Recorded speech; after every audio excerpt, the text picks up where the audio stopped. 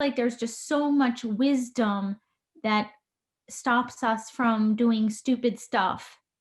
And for at least an hour and a half, I just want to do stupid stuff and not be concerned. I just want to co-create without the fear of like we might be heading in the wrong direction.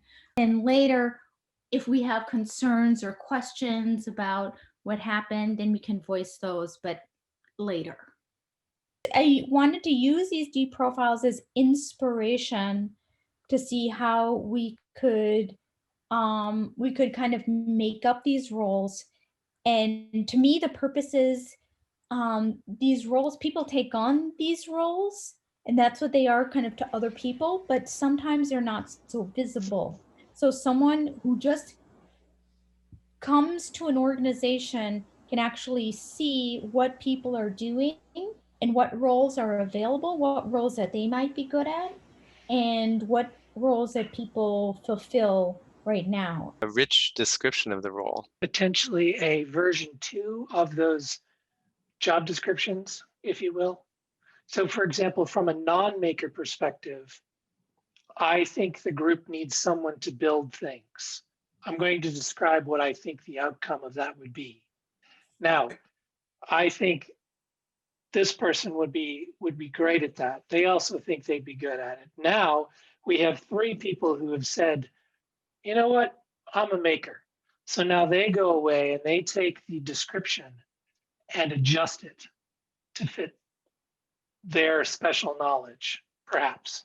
Go into, well, we're going to split into these 2 groups, and we're going to, in this group, in this room, you're going to be looking at what roles are not covered by the 9 that have been identified. Based those kind of the resources, those 2 murals, and we're looking at the 9 kind of roles that Jerry has very briefly identified in the, if you go into the deep dive breakout room, you're going to be expanding on that and saying more than Jerry's briefest outline. So that's a chance to really say, what are these roles? How do we best define them? So that's going to be in that deep dive on existing roles breakout room.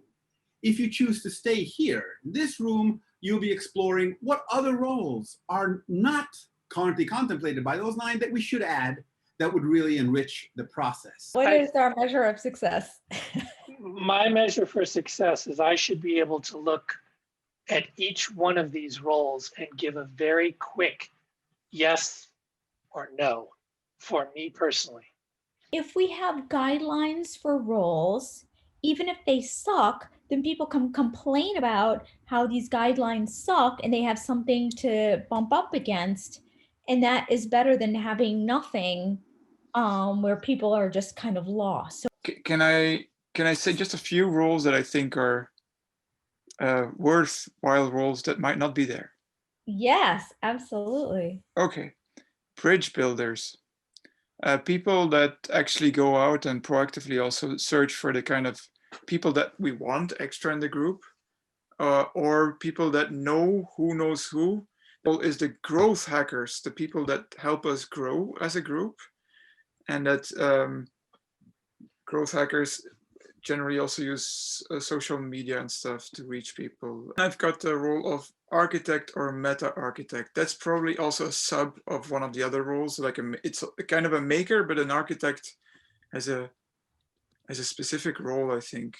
Questioner, maybe that could be a role in itself. Someone who just asks questions, constructive questions of all kinds.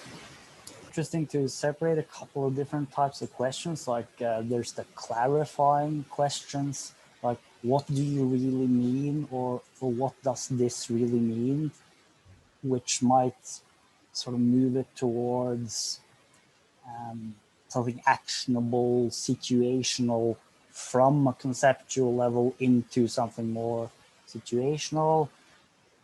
And then you could have other questions like, how could this be expanded? How could it be improved? How could it be enhanced? Because it is social, Lauren, you had showed that Dungeons and Dragons player character sheet. And I will admit, I know that I could probably make one just from scratch because I've played so much. But one of the attributes of the characters is charisma. Oh, and charisma in a social leadership role is important. You can have the best ideas, and if you cannot convince people because of your confidence, your presence, your charisma. I mean, we are suffering right now. We are just getting to the end of someone who had massive charisma and really bad ideas. That's an influencer. Then that's still a different role, I think.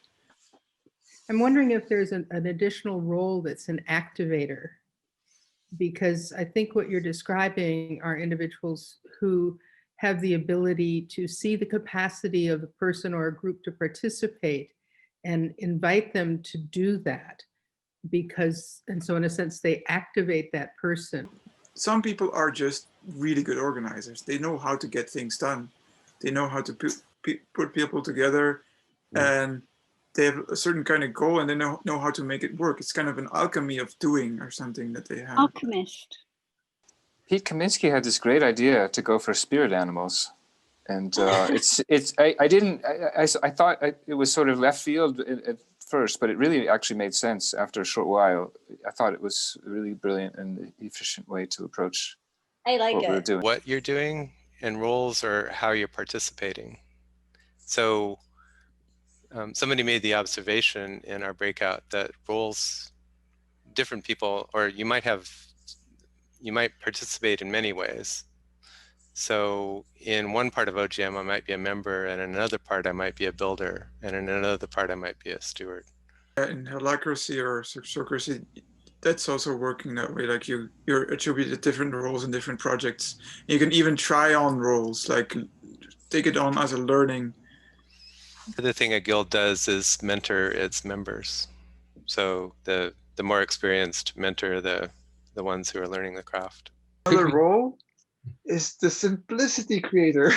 And because if we have 25 roles, that's too many as a single piece, undifferentiated at one level. I think that there's going to be ways that the simplifiers can take these and chunk them into smaller groups. Interesting if you all had a matrix of some kind that enabled sorting of these roles. I think to Parmjit's idea, we have perhaps this dimension is strategic and tactical. You know, visionary and GSD. And then the other dimension, social and less social, you know, behind the scenes, front of shop, back of shop. And it's doing, thinking, and heart. That's one way, I think. Like some roles are more heart-centered, like connecting and more human-oriented and relational, and then others are more thinking and big picture building, and others are more doing, and it's often a combination of those, I guess.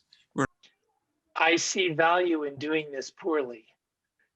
In picking picking a couple of matrix and just throwing stuff up there, and I have a feeling that will help with the ones that overlap, because they'll all be in the same corners. Because it's like the vision. The curator is holding the vision and then making it by pulling together what is out there. It's subdivided in smaller parts, but what is important is that you've got aspects of size that you can change as well. Like we need this much of this kind of quality. We need this much of this quality. We need this much of this quality. And then there are roles within this quality, for instance, and you can then like shift. We need more simplicity now. Okay, then let's enlarge in the simplicity part. And which facilitator could help make happen, you know, with affinity mapping, some kind of exercise like that. it seems like it'd be a good idea to have someone have the role of like, how do we make money? Or do like practical shit. It's the macher. Which one? The Macher, I think that's a Yiddish. I don't really know Yiddish too much, but I believe that's like the deal maker. That means you need to someone to run the project who has a content and who can do stuff, who can execute stuff. So that's one way. If you have multiple projects, which we obviously have, then you also need a program organization who harmonizes the individual projects because there are interlinkages. We need guys who are doing the building, the actions, and we have also people who take care of the communication, who take care of the finances, who take care of the members. Yeah. The role of taking out the best ideas of all the people and then synthesizing that into possible larger synthesis. So then you go sort of from the present, the skills and talents now, and into the future of the larger possibilities. So it's sort of like building a bridge from the present into the future. I'm struggling a little with our bucketing process because we're talking about very distinct task roles, but there's a lot of behavioral roles that are coming in too. I mean, the peacemaker, the synthesizer, and so maybe we need to contemplate a more sophisticated, maybe is the wrong word, but a more complete approach to role identification, because in a sense, part of what we're describing are jobs and part of what we're describing are behaviors. And there's a big difference in the process of execution. And you can bring different behaviors to bear on certain kinds of jobs. Other skills are more critical for different initiatives or tasks or jobs. And so if we're trying to match roles with individuals, you also have to think about individual motivation. You know, whether people are motivated by a product output or motivated by influencing a change of direction or motivated by gathering a group of people together for productive cohesion. I mean, there are many different types of motivations as well. But I think part of our struggle today is that we're kind of trying to do all of that at once. And that's pretty complex. And Ken, I also appreciate your point of view about the colonized mind of the 2x2. I wonder if we just took all the roles that we've come up with and started grouping them and seeing which ones really fit well together. It doesn't have to be according to any rule, just where the gravitation fields are between them, and see what we come up with. And then from there, we might do another round of synthesis of, okay, well, we've kind of clustered these things. What do these groups mean? And then we can look at like how those fit within this sort of strategic versus tactical, internal versus external